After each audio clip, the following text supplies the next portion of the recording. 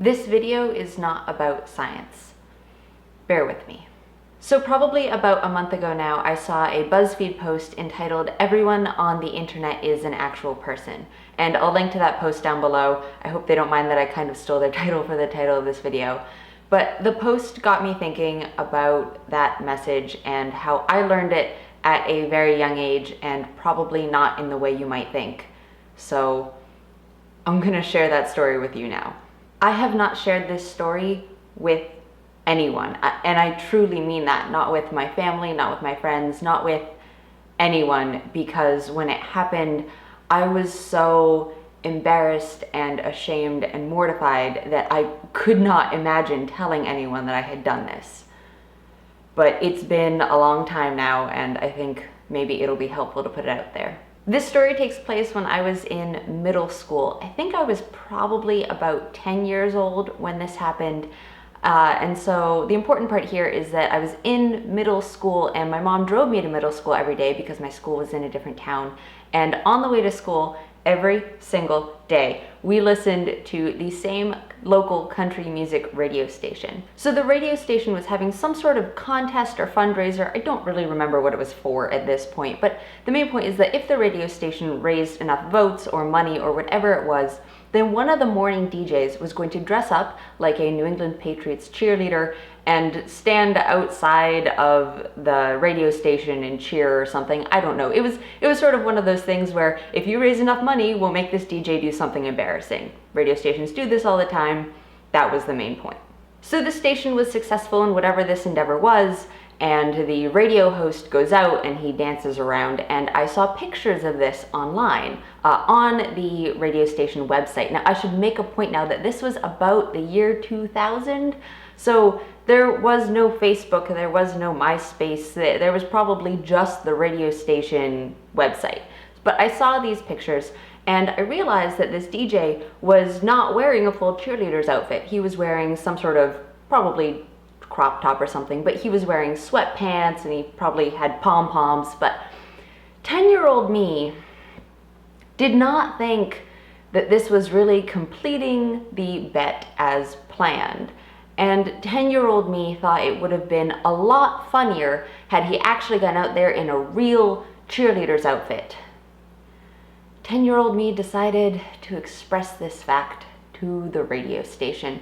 And once again, remember, there is no Facebook, there is no Twitter, there is no online comments place for me to express what I as a 10-year-old felt were very important opinions. So my only option was to write an email to the DJ. So I do just that. And I don't at this point remember what I wrote. The details of what was said are not the part that got stuck in my brain. The things that I remember are the way that I felt about this whole situation. But in any event, I write this email and I tell him that I don't think he did it right. I think it would have been much funnier had he put on a cheerleader's outfit, including the skirt. And I send this email directly to this man, this poor man, and I wait.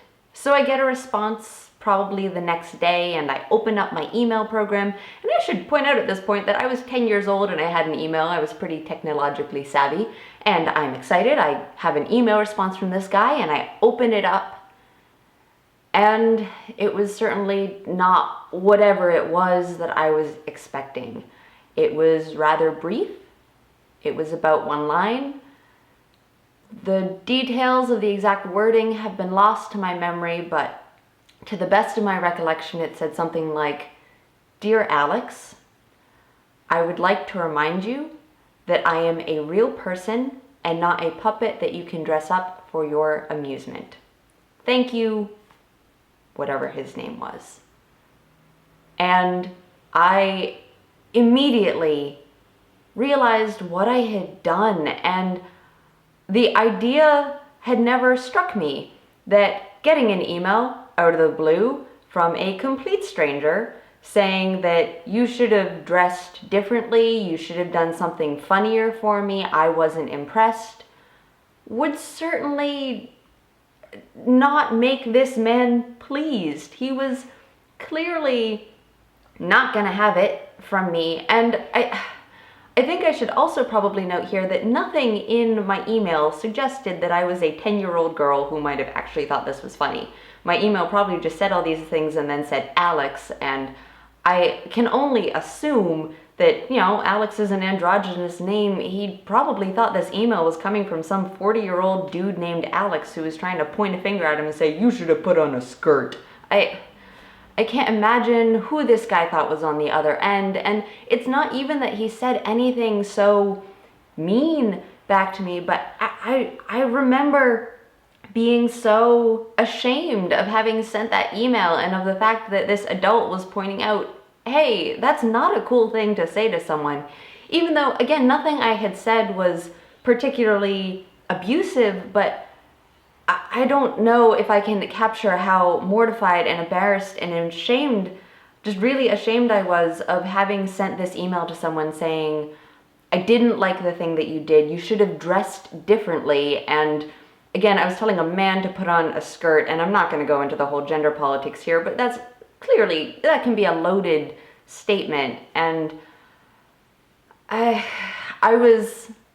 felt terrible and I felt super guilty, and I immediately deleted the email because I was terrified that somebody was going to realize that I had done this. I mean, this wasn't an anonymous situation. My name was attached to it, and I don't know if I thought my parents were going to go through my email and find this email and yell at me for having said these things to this person, or if I thought that that doesn't even make sense. I don't know what I thought, but I knew that I had done something very wrong in saying this thing to this stranger. It wasn't my place at all to say that. And I also remember being in the car on the way to school the next morning, listening to this radio station and being petrified that this guy was gonna call me out on the radio. And there's no reason why he would have done that. I mean, no radio DJ is gonna be like, "And I got an angry email yesterday." I mean, that's not a thing that would have happened, but I was 10 years old.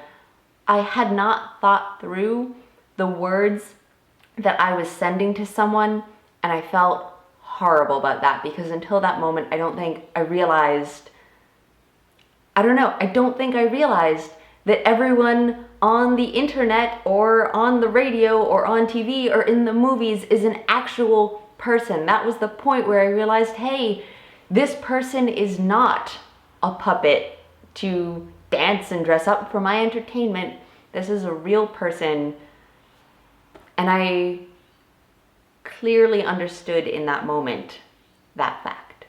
So I don't know why I felt that this was important to share after reading that BuzzFeed post. I wanted to sort of get this off my chest, and I still feel bad about it now. And it certainly makes me pause and think before I comment on a post or on a silly picture on the internet that, hey, that's a real person. They might not want you to say those things. And even though nothing I said, it's not like I started swearing at this guy. I was a cheery 10-year-old who thought that she was funny, which I wasn't. But I don't know. I think it changes the way that I view how I comment on things in this completely different landscape of the internet now, where there are comment sections under everything and where you can publicly spout these opinions and where you normally don't get a response from the person that you are writing about. I think that's what was different about that interaction. Is it's one of the few times on the internet, I think, where I would have had the opportunity to say something not the best about someone and have them directly respond to me. And I don't think that happens so much anymore. I mean, I get negative comments in these videos and I just don't respond to them because I don't think it's worth it. And I don't know. I don't think that everyone should respond to all the mean comments they get to let the person know that the person on the other end is a real person. But I think it's something that everyone should think about, that everyone on the internet is an actual person.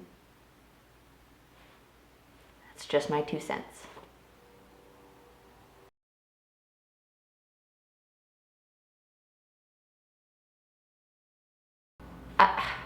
I don't know. I mean, I feel like there are probably two kinds of people, right? There are the kinds of people who already know this and who are like, well, yeah, I wouldn't say a mean thing to a stranger on the internet because I wouldn't go up to a stranger on the street and say a mean thing to them, like, clearly. But I don't know. And then the other group of people will probably just think I'm a complaining person on the internet, and that's what you get when you're on the internet. You get mean comments sometimes, and both I and that radio DJ should just deal with it. And yeah, maybe, but I don't know.